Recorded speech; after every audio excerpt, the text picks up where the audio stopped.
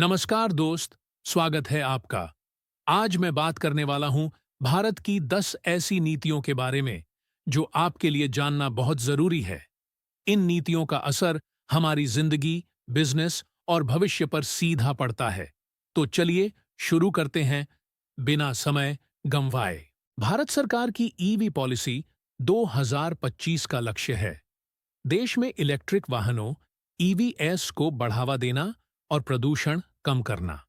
नीति में सब्सिडी और प्रोत्साहन दिए जा रहे हैं ताकि लोग आसानी से इलेक्ट्रिक दोपहिया, तीन पहिया और कार खरीद सकें। साथ ही चार्जिंग नेटवर्क को मजबूत करना भी लक्ष्य है। शहरों और राजमार्गों पर चार्जिंग स्टेशन आसानी से उपलब्ध होंगे। नीति में लोकल मैन्युफैक्चरिंग पर जोर है ताकि बैटरी और पार्ट्स भारत में बने और आयात कम हो। पब्लिक ट्रांसपोर्ट को भी इलेक्ट्रिक बनाया जा रहा है, जैसे इलेक्ट्रिक बस और ऑन्टो। कुल मिलाकर ईवी पॉलिसी 2025 का उद्देश्य है स्वच्छ हवा, ग्रीन एनर्जी और आत्मनिर्भर भारत। ईरा डिजिटल इंडिया एक्ट 2025। इंटरनेट आज हमारी जिंदगी है, लेकिन क्या यह पूरी तरह सुरक्षित है? हमारा पुराना आईटी एक्ट, सूचना प्रौद्योगिकी अधिनियम, जो 2000 में बना था, आज के एआई, डीपफेक और ऑनलाइन फ्रॉड की चुनौतियों के लिए काफी नहीं है। इसीलिए आ रहा है डिजिटल इंडिया एक्ट 2025। यह कानून हमारे डिजिटल स्पेस में सुरक्षा, विश्वास और जवाबदेही लाने पर केंद्रित है। तीन बड़े बदलाव, 3 बिग चेंजेस।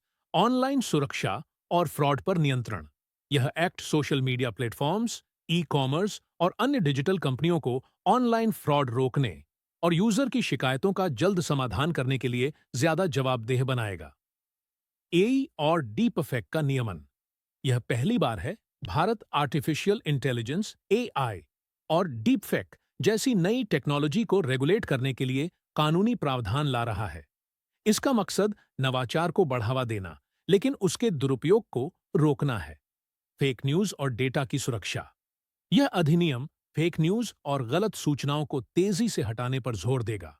साथ ही यह डिजिटल व्यक्तिगत पर आपका पूरा नियंत्रण होगा।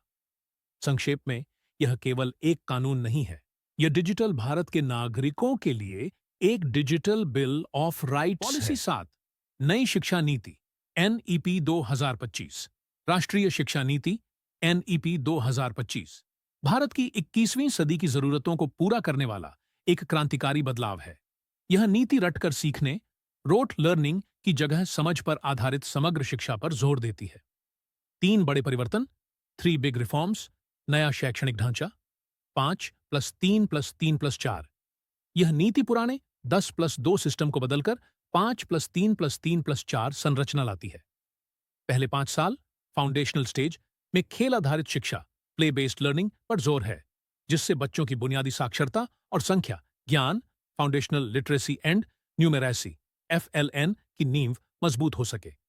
छठी कक्षा से ही व्यावसायिक शिक्षा, वोकेशनल एजुकेशन और इंटर्नशिप शुरू करने का प्रावधान है। परीक्षा सुधार और लचीलापन। बोर्ड परीक्षाओं के तनाव को कम करने के लिए छात्रों को अब साल में 2 बार बोर्ड परीक्षा में बैठने का मौका मिलेगा, जिसमें वे अपना सर्वश्रेष्ठ स्कोर चुन सकते हैं। उच्च शिक्षा में विषयों के चुनाव में लचीलापन लाया गया है, जिससे छात्र साइंस, आर्ट्स और कॉमर्स के बीच अपनी पसंद के विषय चुन सकेंगे। मातृभाषा और डिजिटल शिक्षा। प्रारंभिक शिक्षा में मातृभाषा या क्षेत्रीय भाषा के इस्तेमाल को बढ़ावा दिया गया है ताकि बच्चों की सीखने की क्षमता बढ़े। साथ ही डिजिटल एकीकरण और आर्टिफिशियल इंटेलिजेंस एआई टूल का उपयोग करके शिक्षा को ज्यादा सुलभ और आधुनिक बनाया जा रहा है। एनईपी 2025 का लक्ष्य भारत को ज्ञान की महाशक्ति बनाना है, जहां शिक्षा हर नागरिक के व्यक्तिगत, सामाजिक और अकादमिक विकास। तो दोस्तों, ये थीं कुछ पॉलिसीज। हमसे जुड़े रहने के लिए चैनल को लाइक, शेयर और सब्सक्राइब करना न भूलें।